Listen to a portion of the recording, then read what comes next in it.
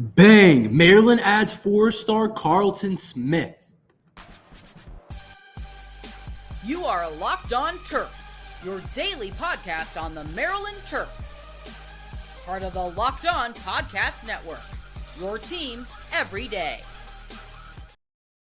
What's up, everyone? I'm Tre Moore, video content creator for 247 Sports and InsideMarylandSports.com, and host of Locked On Terps, part of the Locked On Podcast Network, your team every day. So thank you for making us part of your day. And this episode is brought to you by Nissan. Are you the kind of driver that likes to push things a little further and even wonder what adventure could be around the next corner?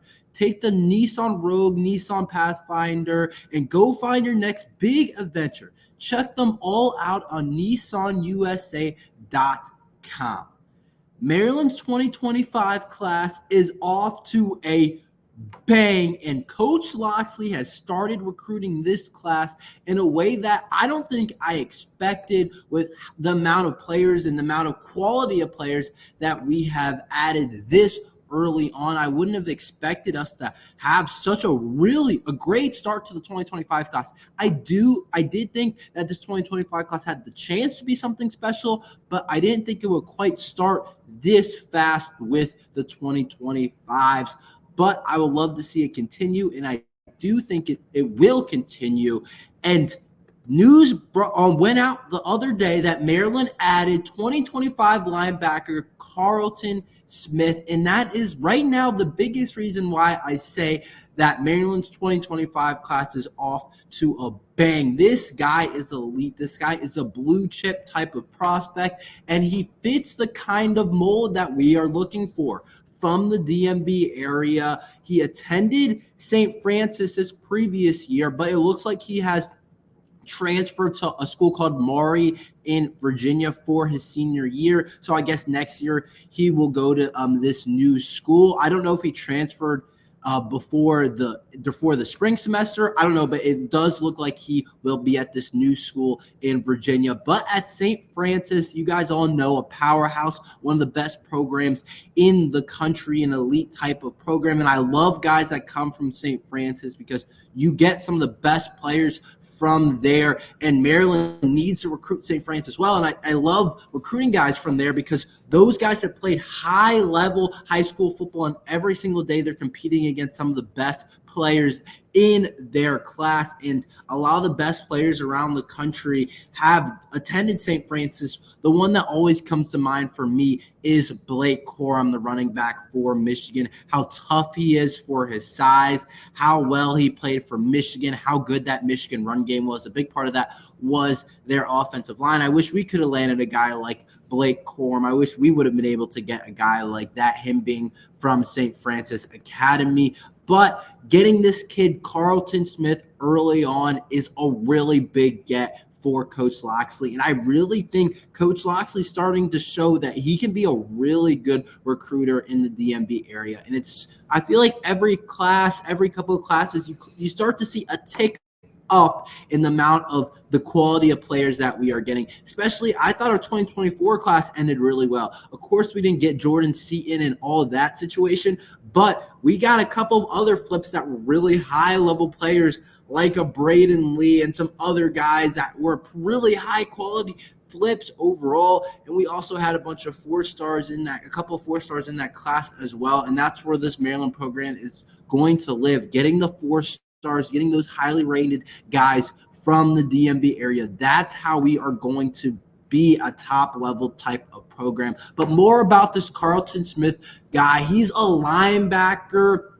He is a 4-star on basically every website. He's a 4-star on 247 Composite and the number 9 player from Virginia on 247. 332 ranked player in the class according to 247. So a top 350 guy. That's a really good measurement of where you want to be. If you're getting any player that's in the top 350, that's a really solid overall player that's really going to help your program, or should be able to help your program. Some of Maryland's best recruits have come inside, of course, the top 300 and have been those 4-star type of players. And he's the 35th ranked player in the class according to 247. But I like to get some perspective. I like to see what the other websites think, but I do normally like to lean on 247 because I think they do do the best job, but Rivals also has him as a 4-star, and they have him as a 5.8 rating, which is a very solid rating for a player. And they have him 4th in the state of Virginia, and they have him ranked as a 10th ranked linebacker in the class. So Rivals is also really high on Carlton Smith, and they think he has a chance to be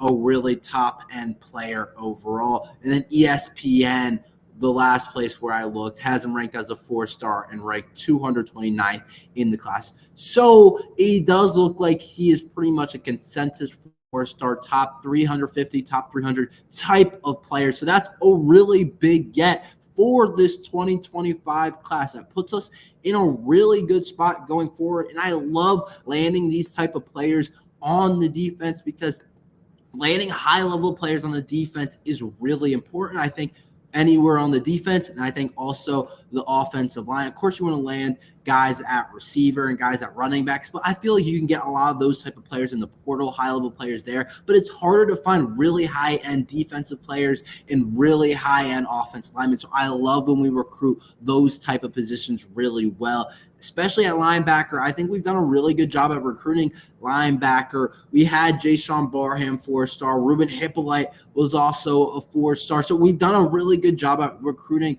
linebackers. Even though Jason Barham's off to Michigan, we've done a good job of recruiting those guys and having really solid players up there in the middle of our defense to be leaders. But if you also want to look at this kid's offer list, Carlton Smith, you also can tell he's a really big get for our 2025 class because of some of the schools that we beat out. I don't know the level that these schools were recruiting him. I'm sure some of them wanted him more than others, but I know that he had offers from all these different schools, all these top-end schools, Michigan, Penn State, 2 teams that you absolutely want to beat out, that are in conference, that you don't want to lose players to. And Maryland has lost players to both schools in the past. And we also beat out Tennessee, and then Alabama, Notre Dame, Florida. He had some elite level offers. I always say, don't look as much into the ratings, but also look into the offers. I think both are really important. I do think these websites do a good job of getting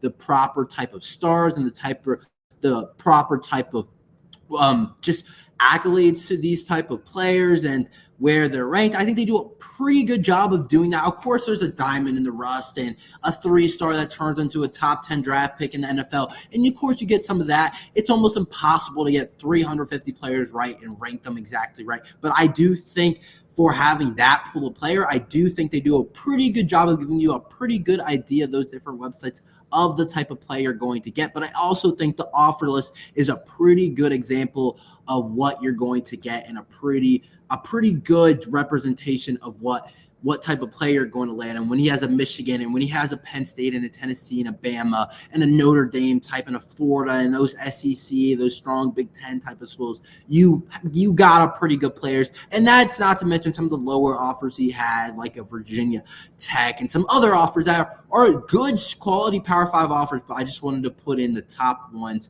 But he could basically really go anywhere he wanted in the country. And when you're able to get one of those guys, it's really nice. And I'm excited to see what he can do on our defense, because he's got the speed and athleticism, which you love, and the type of guy that you don't always get to get at a Maryland type of school. You might get a really smart player. You might get a guy that ends up panning out really well, but you don't usually get this type of athlete. I'm talking sideline to sideline speed. This guy has got it. He's special for being a linebacker. He does still have to add some weight. He is only 6 feet, 205. That's part of why he's so athletic right now, and he has some real big-time speed. But as he adds weights, I do think he'll still be a really high-end athlete, even for some of the best in the Big Ten. And that's why I think some of the schools like Bama and Michigan and Penn State wanted him. If you look at what Penn State has done at that linebacker type of position, you think about Micah Parsons. You think about the guy that they have now in Abdul Carter. I remember the guy at the NFL Combine I was watching was making a joke about Penn State. They were like,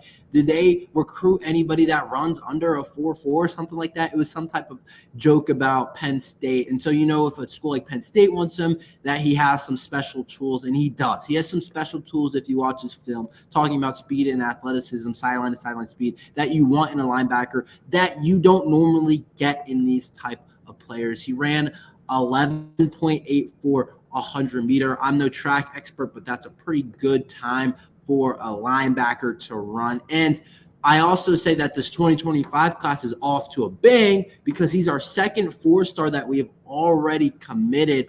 And I think there's more to come. I think there's plenty of talent in the DMV that we are going to add, but he's our second 4-star next to cornerback Jet White, who's also a really talented player. I love seeing us get these type of recruits. It shows that Coach Locksley is a high-end recruiter, and I think he has the potential to do some really good stuff with this program overall. But Carlton Smith is a Terp, and I think 2025 class, I'll say it again, I think when it's all said and done, it might be Coach Locksley's best class yet. I don't know what you would consider his best class yet. Maybe I'll make that into a topic one day in the offseason for a video, but when it's all said and done, I do think this class has a chance to be something special, and I cannot be more excited for him to join. I think he's a really great player. Still got a while, still got a season to play in high school, but I do like his tools overall.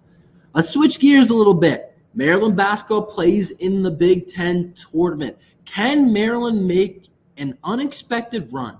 I will tell you about that after this ad from Nissan.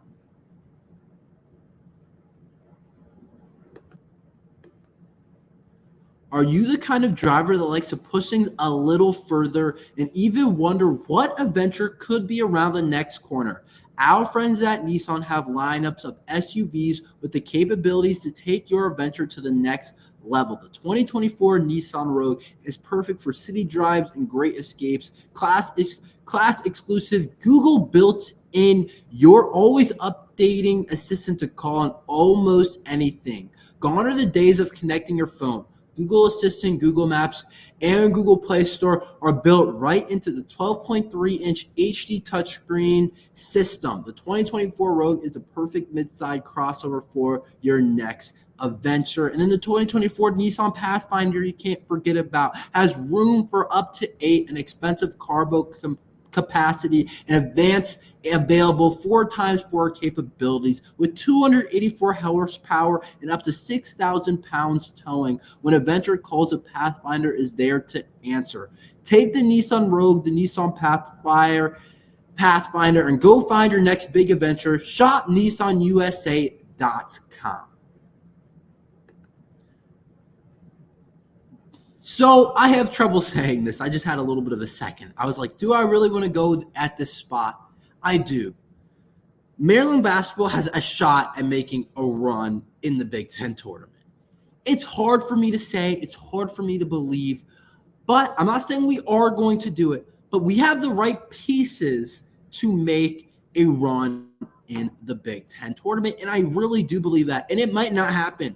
We might lose the first game. We might lose the second game. We might lose third. I don't know, but I think we have the pieces, the right pieces to make a run in the Big Ten tournament. Everybody knows if you win the Big Ten tournament, you get an automatic qualifier to March Madness, no matter how bad your season is gone. Maryland's not going to do that. That's not what I'm saying. When I'm talking about a run, I'm talking about they have a chance to win 2, 3, maybe, really 2 or 3 games in the Big Ten tournament. And I think we have the pieces to make a kind of a Cinderella run in the Big Ten tournament. It won't be easy at all. I really do doubt we do it, but I do think the Terps have the right type of a mold. And when I think about teams upsetting another team, I think Maryland has that kind of team where you don't really want to play them. I think you much rather play other teams in the Big Ten tournament that are a lower seed than rather than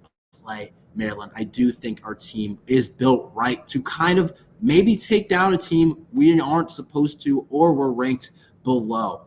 I think number one, when you think about upsets in this type of environment and in this type of thing in the Big Ten, I think about teams that have underperformed this year. Teams that have talent but never figured it out. And I think Maryland fits exactly in that category. I think of us as a team that, we just didn't really figure it out. We came in as a top-rated team preseason, top 3 in the Big Ten. We were a borderline top 25 team in the country. And we quickly realized that maybe we aren't going to be that type of team this year. And it took a while for us to kind of come to that realization, I think, but it did come eventually to realize that we weren't going to be very good and that the pieces didn't quite mesh and we couldn't shoot the ball the way we could. But we do have talent. We have a couple of players that are really talented overall. And I don't think people in the Big Ten tournament want to play that. And if you can figure out how to get that talent to somehow play well for a couple games, which Maryland has, I think Maryland has some of the most talent on any Big Ten team that's playing in the first day of the tournament. I think Maryland has close to the most talent out of anybody playing on the first day in terms of the 12, the 13, those type of seeds that have to play early on the Big Ten tournament. I think Maryland has the most talent. Yes, we haven't shot the ball well. Yes, we've had trouble finding our offensive rhythm, but I do think we have the talent to beat almost anybody, and specifically a couple of players. And you have to have a player, I think, in this type of stage, in this type of tournament in March to be able to make a run, somebody that can just win the game themselves. And Maryland also has that next to the talent they have. They have Jameer Young. He's the type of player that can kind of be a game changer, who can kind of just put the team on his back. And it's like, oh, Jameer Young just dropped 30 against whoever in the Big Ten tournament. It's like Maryland's moving on after Jameer Young maybe carries the team and drops 28 against whoever and goes 3 for 6 from the 3-point line and goes 8 of 10 from the free throw line or something like that.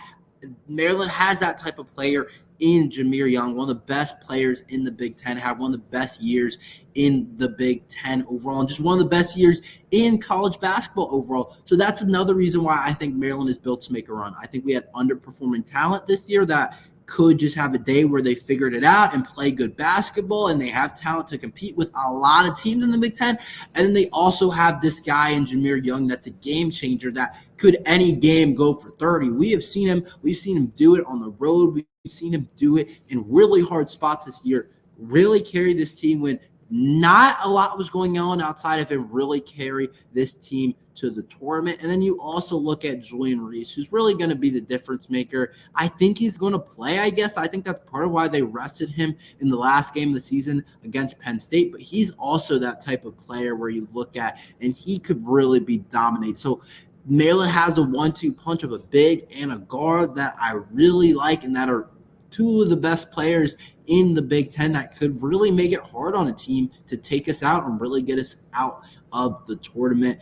And then we also have a defensive team, a team that's played really high-end defense, which is another thing that's scary when you think about Maryland, how good of a defensive team we've been. We've kind of slowed down over these past 2 games, but this year we have definitely been one of the better defensive teams in the entire country. So a team that can get stops and can stay in any games. And it's like we've been shooting poor all season. If somehow that flip switches, I'm not saying that's going to happen, but if somehow that flip switches and we start shooting the ball well one day, you're looking at a Maryland team and be like, oh no, this team's a lot scarier than they were supposed to be. And that's what I kind of think it's about when you look at a team, if they can make an upset. It starts tomorrow with Rutgers, which I'll get into tomorrow in the first round. I really do hope we win. I don't want to talk about a loss and then have nothing to talk about. I want to get excited about the Big Ten tournament. It's really the last chance we're going to get to see this team together.